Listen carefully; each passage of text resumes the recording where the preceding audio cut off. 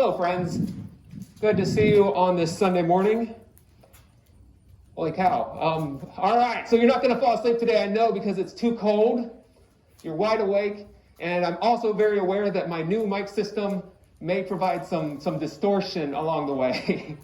So if I see you falling asleep, Sarah, I'm going to walk in front of that speaker, and it's going to make a real loud noise, okay? You need me to show you what it sounds like? No, okay.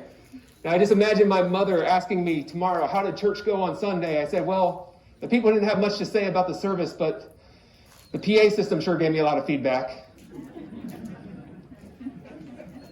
Come on now.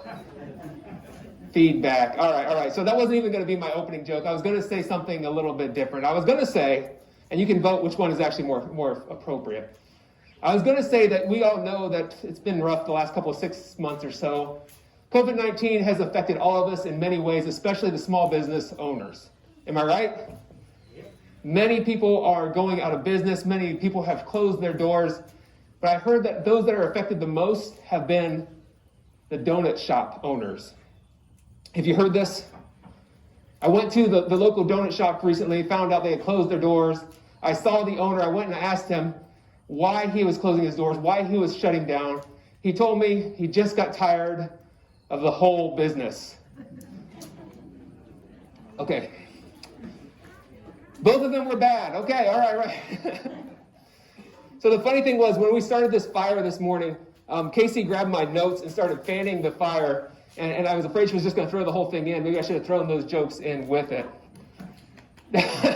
Finally, some feedback. Thank you, Will. Hey, my friends, I don't know about you, but I've really enjoyed that sports are back. And I know 2 months ago when we met in this place, I mentioned that sports were just beginning again. The NBA is now in session. They're in the playoffs. Major League Baseball is approaching the playoffs. I think hockey uses playoffs as well. So it's an exciting time to be a sports fan. And this week, I saw an excellent article on ESPN's website. Actually, it was earlier this month. And it was a story that kind of combined my love for basketball with my love for an underdog story. Am I the only one here? I'm a sucker for an underdog story. Is it just me? Okay, other people like these stories as well. This was a story about a guy named Duncan Robinson, who is a forward for the Miami Heat. So Duncan Robinson is probably like the 4th or 5th best player on his team. And the Miami Heat finished in 5th place in the Eastern Conference this year. And that means that he is probably the 4th best player on the 5th best team in the 2nd best conference. You follow that? 4th best player on the 5th best team in the 2nd best conference. Not exactly the kind of guy you expect to find a feature story about on ESPN's website. But that was the point of this story. This was a guy who has been an underdog his entire life, his entire career. He wasn't a starter for his entire high school career. And he had some good games, but he did not receive any scholarship offers when he graduated from high school. So he began his playing career at a Division III college. Division III college, as I had a conversation with Curtis recently, how much can a Division III scholarship or college offer in scholarship money? That reminds me of that donut I just told you about, the big old goose egg. No scholarship money. He played for a Division III college. He played his way up, and he eventually went to a Division I college. But even then, his senior year, he didn't start every game. So when he finished his senior year, he entered into the NBA draft, and no team wanted him. Eventually, he signed what would be called, like in baseball, you call it a minor league contract. So he played kind of for the farm team. He was playing like for Albuquerque or something way out there. And after a few games, after a few months, he kind of played his way up, and he was signed to a big league contract. And after his first year, he played in a summer league, kind of to advance his skills. And his coach called him into his office one day during the summer and said to Duncan Robinson, he said, "Hey, Duncan, you're having a really good summer league season here. How come you don't shoot the ball more? You've proven yourself to be a scorer. You've proven yourself to be a good player. Why are you lacking the confidence to do what we want you to do? We brought you here to do one thing, and you know what Duncan Robinson does? He shoots threes. They brought him there to shoot three-pointers, and he wasn't doing it. So the coach, Eric Spoelstra, he said to him, Duncan, why don't you have the confidence to do this one thing? And Duncan Robinson answered his coach's question with a question. And don't you love it when people do that? He said, Coach, have you ever heard of imposter syndrome? Imposter syndrome. Have you heard of imposter syndrome? Raise your hand if you've heard of imposter syndrome. Imposter syndrome is when you are in a job or a role or a position that you don't think you deserve. You don't think you are qualified for that job. Every day you go into work and you think, hey, today's going to be the day. They're going to find out I can't cut it. Today's going to be the day they find out I'm not qualified to do this job. And you just hope every day when you go into that job that they're going to at least give you your old job back and not just fire you. Imposter syndrome is when those moms or dads, they bring their kids to the church or to a picnic or a playground or something like that. They've got all those snacks ready for the kids and they get them all out of the minivan and everybody looks so happy. And all the other moms and dads look at them and say, what a great parent. And that mom or dad is just like, oh, if only they knew it was all I could do to get the 2-year-old to put their pants on today. Or if only they knew how hard it is to do this Zoom schooling. I don't even know how they do math today. If only people knew that I don't know these things. The base 10, I mean, who knows how to do base 10? If only the other parents knew how bad I am, they'd realize this is all just a front.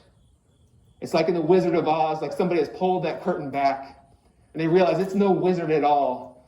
It's just an old guy with a microphone. And we do this in the church too. I think people come in and you have this imposter syndrome. You're afraid that people are going to realize you're not that super Christian. You're not that person who prays for 6 hours a day or reads your Bible through every week or anything like that. You're lucky if you pick that Bible up every now and then, or if you pray a few prayers or lines of prayer every week or so. You just hope nobody's going to find out you're not qualified, that you're not able to do the things they think you can do. I think it's most obvious in the world of academia. We have these college professors. They're very good at what they do. They've done this one thing their entire life, dedicated their life to studying this one area. They are literally experts. So the students come in and they realize, hey, I can't keep up. I'm afraid they're going to realize that I don't belong. I don't fit in. And you look at your fellow students and you realize maybe they have a better pedigree. They went to the best private schools. They went to the best undergraduate. You see, I know what imposter syndrome is because I live it every day. I'm surrounded by people who did their masters at places like Princeton, Yale, Duke, and Harvard. And as we go around that group and say, hey, where are you from? Where did you study? They're saying Duke, Harvard, Princeton, Yale. I say I went to a small denominational school in Virginia. I went to Eastern Mennonite Seminary. I know what imposter syndrome feels like. I live it every day. Now, friends, I really like this scripture that Kathy read for us. And thank you, Kathy. I asked you to read a long passage. I know that was a lot. I really like it because there's a number of awesome things about that. I love this idea that Moses goes in and he's wandering through the wilderness with these sheep. And he sees this burning bush. And we have a little, I'm losing my fire. Forgive me. All right, so we've got this burning bush in the background. Only the bush doesn't burn up like my fire over here does, obviously. He's wandering there, and he hears God calling to him from the bush. And it says, Moses, come here. Take off your shoes, for you're walking on holy ground. Come on now, that's powerful stuff. Notice nobody took off their shoes today. You're standing on holy ground. And from that burning bush, God calls Moses to do something nearly impossible. God tells Moses, I want you to go and talk to Pharaoh. Kids, what did we say when we did Pharaoh? What were the hand gestures? Muscles. He's the most powerful guy in the world at the time. Go to Moses, go to Pharaoh and tell him, everybody, let my people go. That was weak sauce, folks. Let's try it one more time. God tells Moses to go to Pharaoh and say, "Let my people go." And Moses says, "I think you got the wrong guy." He says, I'm not good with the talking. He literally says, "I'm slow of speech and tongue." So God says to Moses, "Oh, I didn't realize that. That's okay. I'll find somebody else," right? No, what does God say? God says, "I know you. I know how gifted you are. I know you're slow of tongue. Guess what? I made you. I made your tongue. I'm calling you because I know that you can do it." And how does Moses respond? He has 4 words. He says, "Please send someone else." If you've ever had that feeling, say with me those 4 words. Please send someone else. Moses had imposter syndrome. He's like, "God, I'm not the one that can do this. I'm not the one who's gifted. I'm not talented. Please send someone else." Well, God doesn't really like that response. Instead, he says, "Well, you missed the point here. It's a very important point. You don't have to do it on your own. I'm going to send you and your brother Aaron. And you can tell Aaron what I tell you. He can be your mouthpiece. You can be my mouthpiece. We'll work together. And together, you, me, Aaron, we will go to Pharaoh. We will go to the people and say, 'Let my people go.'" 2 important points that you need to pick up here. When God calls us to do something, please know that God knows you better than you know yourself. God knows what you're capable of doing. And God knows that you can't do it on your own. And God doesn't ask us to do it on our own. So I want to come back to this sharpshooting forward from Miami, Duncan Robinson. Duncan Robinson, after having this so-so career, stumbles into the NBA. His coach calls him into his office and says, "Duncan, why don't you have the confidence that's needed to shoot the ball like we're calling you to shoot it?" Duncan says to him that very important question. He says, "Have you ever heard of imposter syndrome?" And his coach, Eric Spoelstra, says to him, "Heard of it? I'm living it." You see, many NBA coaches, they start off their career as players. And they build up that kind of reputation. This was a great player. He's going to make a good coach when he comes into that stage of his life, his career. Eric Spoelstra never played in the NBA. I'm not sure if he ever played at any level.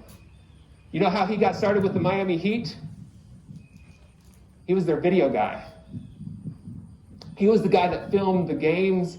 He filmed the practices. He edited the video. And he gave that to the coaches for them to look at and break down and dissect with the other players.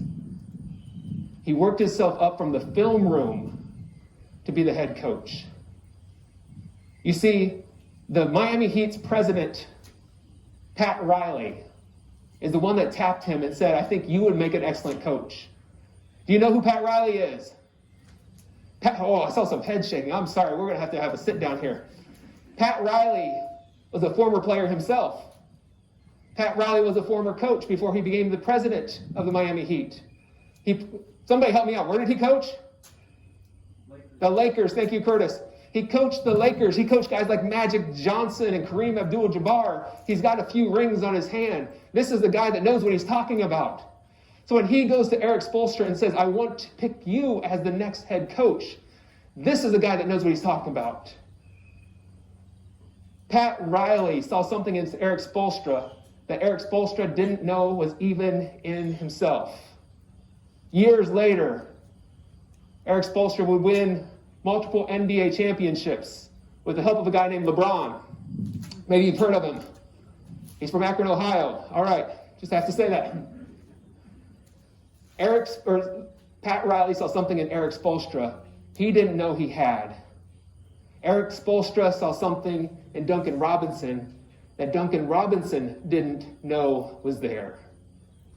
And my friends, God sees something in you that you don't even know is there. God didn't tap you for this role, this position, whatever it might be, because he thinks you are going to fail. Pat Riley didn't choose Eric Spoelstra because he thought he was going to be a bad coach. Eric Spoelstra didn't choose Duncan Robinson because he thought he had no talent.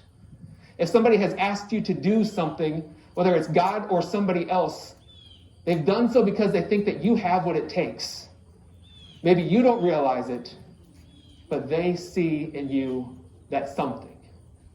There's a really good chance that they are an expert and they know what it takes to get the job done. Pat Riley saw that in Eric Spoelstra. Eric Spoelstra saw that in Duncan Robinson. God saw that in Moses, and God sees that in you. And like that story of Moses in the burning bush and the call to go tell Pharaoh to let my people go, God also has never said you have to do it alone. Look at